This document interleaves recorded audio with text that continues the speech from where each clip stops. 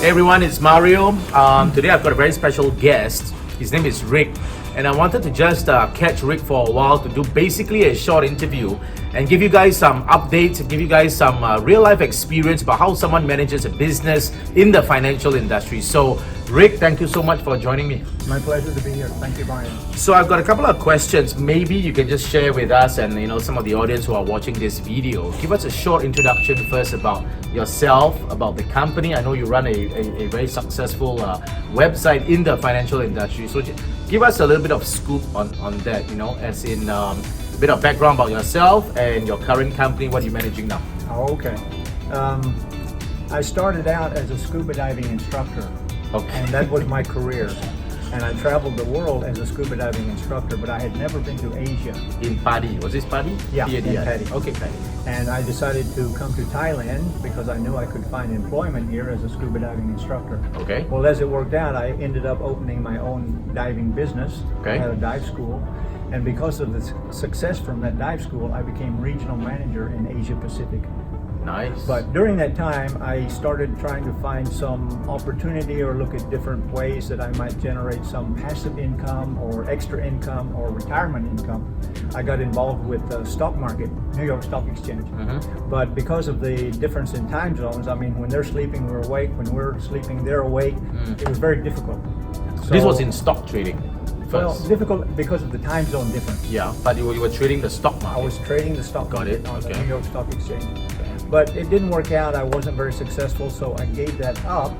And then a few years later, someone introduced me to Forex. Nice. And the rest is history. Very cool. Yeah. So give us a bit more information now, as in walking, when you're saying you've been walking the Forex path over the last few years. Are you a trader? Are you an investor? Are you building a business around it? What's happening around that? Forex has changed my life, basically. Okay, and I got involved as a trader, and I never looked back once I started trading because I found that it's available 24 hours a day, 5 days a week. So that meant I could trade anytime, and it worked perfectly for living in Asia. And once I got involved with Fullerton Markets, I found the opportunity to build a business not only as a trader, but as an introducing broker. And the more successful I have become as a trader, the more people see my success and want to follow me. And now I'm a full-time Forex coach and teaching people how to trade, introducing people to the business and growing my own business from that. I was going to ask you what is your favorite asset class, but I'm going to save that now since you said obviously it's the Forex market. Bro, you're spot on in the sense that it is not just open 24 hours. You can buy and sell at any time. It's the most liquid. It's the largest financial market in the world.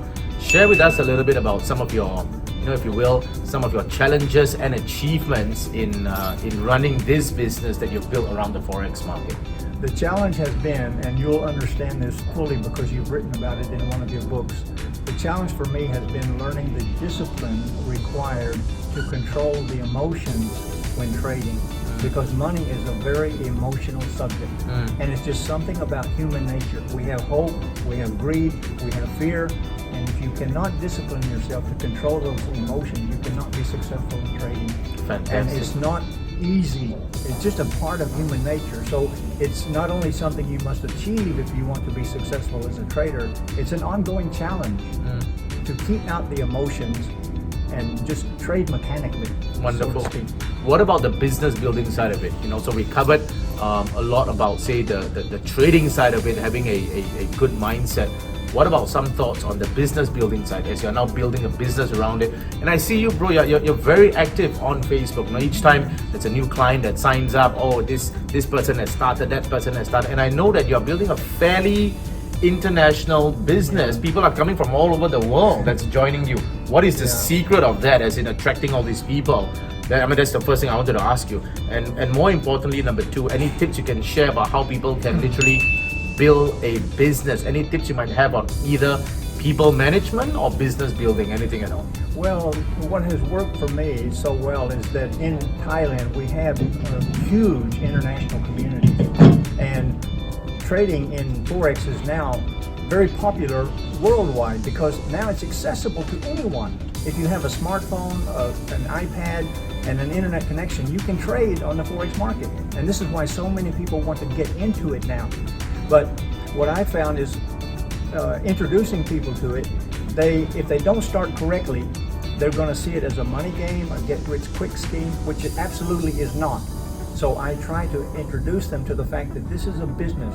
You've got to be willing to take time to learn the skills and knowledge you need to be successful.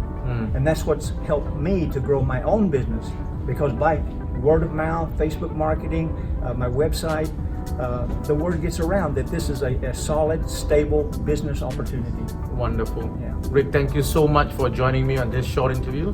I Thank do you, hope to Mario. do more with you. It's been a pleasure to meet with you. Likewise. Thank you. So those of you who have been listening to this interview, check out Rick's website. Go to rickrayfx.com if you want to find out more about what we spoke today. This is Mario signing off. Before I sign off, always remember to dream the impossible, do the unthinkable, and enjoy the incredible. This is Mario signing off. See you guys real soon. Bye-bye.